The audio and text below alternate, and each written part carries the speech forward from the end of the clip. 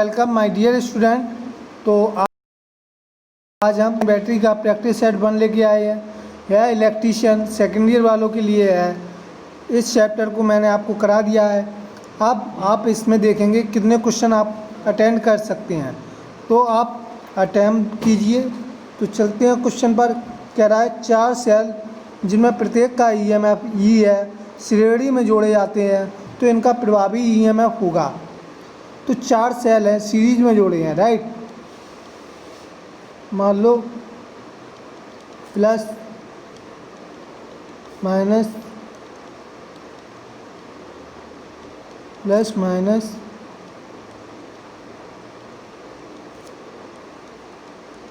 Plus minus, जिनमें प्रत्येक का ईएमएफ क्या है, ई है।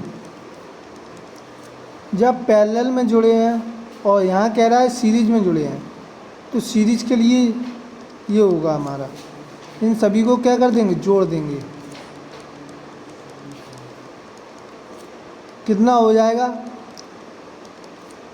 4E, right. अगर ये पैरेलल की बात करता तो पैरेलल में क्या होता है, वोल्टेज समान रहता है तो ई रहता है, ठीक है। अगर हम बात करें, एक वैल्यू ले ली जाए, जैसे ये सपोज 1 वोल्ट के हैं ये चारों, तो कितना हो जाता है, 4 वोल्ट, राइट। लेकिन अगर ये पैरेलल जुड़े होते यानी समांतर जुड़े होते तो इनका केवल 1 ही वोल्ट रहता है। बात समझ में आ गई। जब सीरीज में 1 वोल्ट के जुड़े हैं तो इनका वोल्टेज कितना होगा, 4 वोल्ट। लेकिन पैरेलल में अगर 1 वोल्ट के जुड़े रहते इस तरह, plus minus plus minus plus minus plus minus, ये चारों 1 वोल्ट के जोड़े होते हैं पैरेलल में, 1 वोल्ट 1 वोल्ट 1 वोल्ट, तो इनका टोटल कितना होता है, 1 वोल्ट ही होता। बात समझ में आ गई। नेक्स्ट कह रहा है क्वेश्चन, 1.5 वोल्ट के 4 सेल समांतर क्रम में जुड़े हैं तो उनकी आउटपुट वोल्टता क्या होगी। अभी अभी बताया मैंने, यहाँ पे 1 की जगह 1.5 वोल्ट है। तो ये क्वेश्चन कह रहा है 4 सेल हैं, ठीक है, वो कैसे जुड़े हैं, समांतर में। इसका भी कितना है, 1.5 वोल्ट है।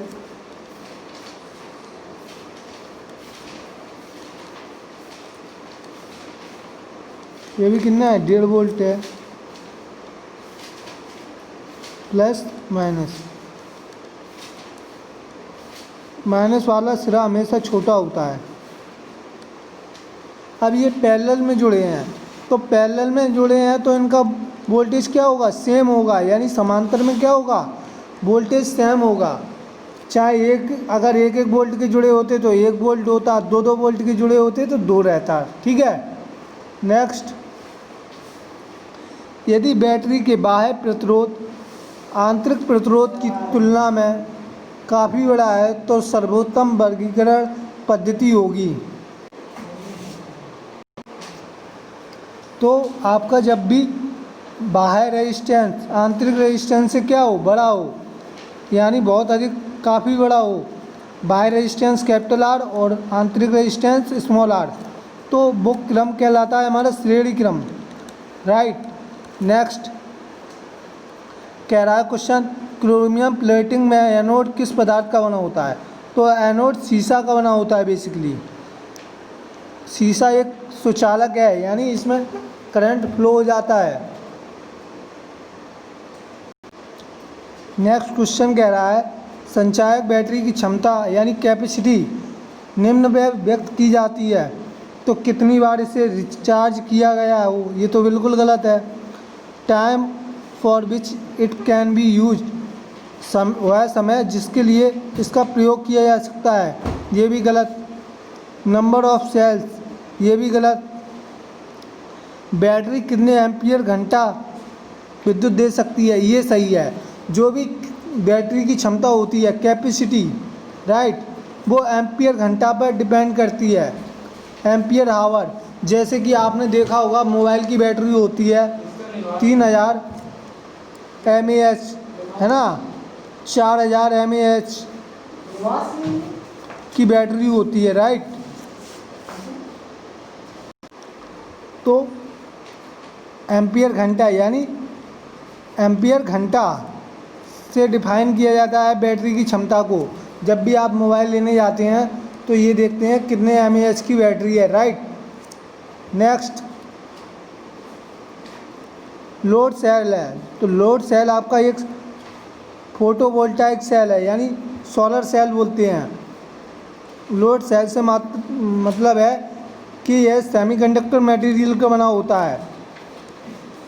सेमीकंडक्टर मटेरियल वे मटेरियल होते हैं जो क्या होते हैं बेसिकली, जिनमें number of free electron conductor से कम होते हैं, यानी चालक पदार्थ से कम होते हैं नंबर ऑफ फ्री इलेक्ट्रॉन, और इनमें करंट थोड़ी कठिनाई से फ्लो होता है। तो जितने भी आपके सोलर सिस्टम बने होते हैं वो सेमीकंडक्टर मटेरियल से बने होते हैं। तो लोड सेल आपका कैसा है, फोटोवोल्टाइक सेल। किसका बना होता है ये, सेमीकंडक्टर मटेरियल का।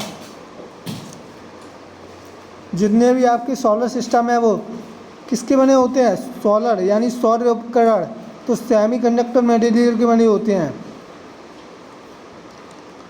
राइट।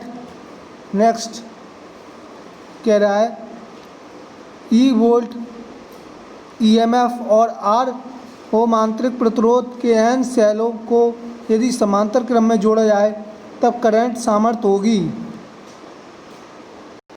तो समांतर क्रम में जोड़ रहा है तो करंट पूछ रहा है, तो करंट का फॉर्मूला होता है आई आर इक्वल पैरेलल की कंडीशन में, right, E upon R plus R by N, जहाँ आर क्या है बाह्य प्रतिरोध और स्मॉल आर क्या है आंतरिक प्रतिरोध, एन क्या है नंबर ऑफ सेल्स की संख्या, और ई क्या है कितने वोल्ट की बैटरी है, राइट।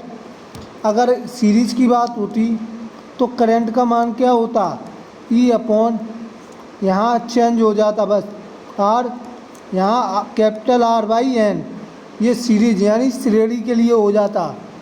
तो यहाँ आर क्या है आंतरिक प्रतिरोध, और आर क्या है ये वाला आंतरिक प्रतिरोध, और कैपिटल आर बाह्य प्रतिरोध, और एन क्या है नंबर ऑफ सेल्स, और ई क्या है वोल्टेज, और आई जानते हो करंट, ये पैरेलल करंट और ये सीरीज। तो आपका समांतर में पूछ रहा है, समांतर के लिए हमने क्या बताया आई पैरेलल, तो ये सी इज राइट। कह रहा है निम्नलिखित प्रयोजन में सेलों को श्रेणी क्रम में जोड़ा जाता है, तो ऑप्शन दे रहा है वोल्टेज बढ़ाने में, तो पहला ही सही है। जब आप देखते होगे कभी कभार पिछले कई आज से 10 साल पहले जब आप टीवी चलाते थे, शक्तिमान वगैरह आता था, तो आप क्या करते थे, जब एक बैटरी से टीवी नहीं उठती थी तो आप दो दो बैटरी लाते थे और उन्हें कनेक्ट करके फिर उस चीज़ को देखते थे, राइट। तो वहाँ से क्या होता है वोल्टेज बढ़ता है। तो क्या बोल रहा है प्रयोजन सेलों को श्रेणी में जोड़ा जाता है, तो क्या किस लिए जोड़ा जाता है, वोल्टेज बढ़ाने के लिए, तो ए इज़ राइट। नेक्स्ट सौर सेलों की अपेक्षित दक्षता यानी इफ़िशियंसी निम्नलिखित में से किसके बीच होती है, तो 25 से 35 होती है। अभी अभी बताया था सौर सेल किसके बने होते हैं आपके सेमीकंडक्टर मटेरियल के, सेमीकंडक्टर मटेरियल, तो इनकी दक्षता एफिशिएंसी होती है 25 से 35%। नेक्स्ट कह रहा है स्थिर वोल्टेज स्रोत, स्थिर वोल्टेज सोर्स की बात कर रहा है। तो इसमें क्या होता है कि जो आपका इंटरनल रेजिस्टेंस होता है आंतरिक प्रतिरोध वो 0 होता है, और आपका कंडक्टेंस क्या होता है इनफाइनाइट। जब आपका स्थिर वोल्टेज सोर्स है और अगर स्थिर करंट सोर्स है, स्थिर करंट सोर्स है, करंट सोर्स, और ये आपका स्थिर वोल्टेज सोर्स, स्थिर करंट सोर्स होगा तो आंतरिक रेजिस्टेंस क्या होगा इनफाइनाइट, और कंडक्टिविटी क्या होगी 0। ये याद रखना आप, तो स्थिर वोल्टेज सोर्स की बात कर रहा है, तो आंतरिक रेजिस्टेंस क्या होगा, 0, बहुत कम, लो रेजिस्टेंस, लो इंटरनल रेजिस्टेंस, और इसकी कंडक्टिविटी क्या होगी, हाई, है ना। तो ये कह रहा है हाई इंटरनल रेजिस्टेंस, ये तो नहीं होगा, राइट, पहले ही आपका सही है। तो इसी के साथ यहीं तक वीडियो को रखते हैं, और वीडियो को लाइक, सब्सक्राइब और शेयर कर देना। धन्यवाद, मिलते हैं नेक्स्ट वीडियो में।